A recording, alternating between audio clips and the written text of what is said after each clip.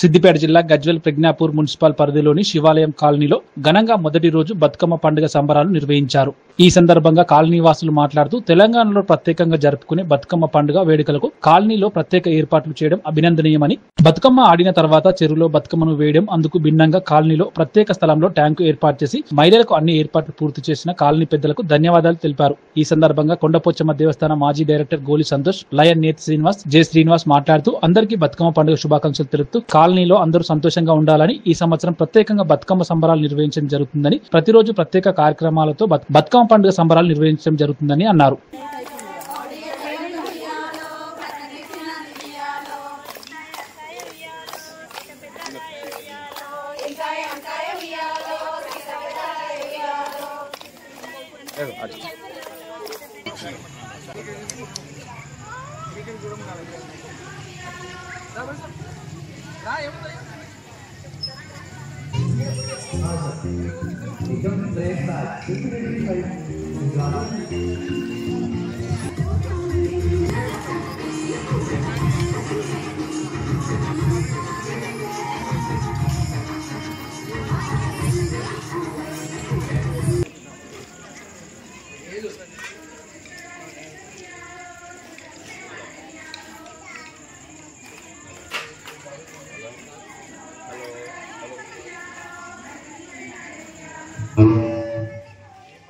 నవరాత్రి దసరా పండుగ శుభాకాంక్షలు.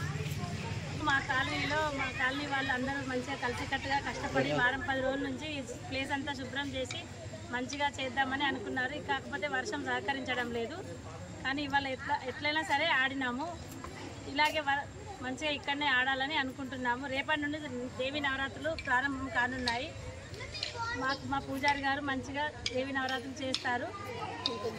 కుంకుమ పూజలు, శ్రీచక్రార్చన అన్నీ ఉంటాయి. కాకపోతే ఈసారి లక్ష పూల బతుకమ్మ అని అయ్యగారు ఒక సంకల్పం చేసుకొని బుధవారం రోజు మంచిగా బతుకమ్మ సెలబ్రేషన్స్ చేయాలని సంకల్పించారు.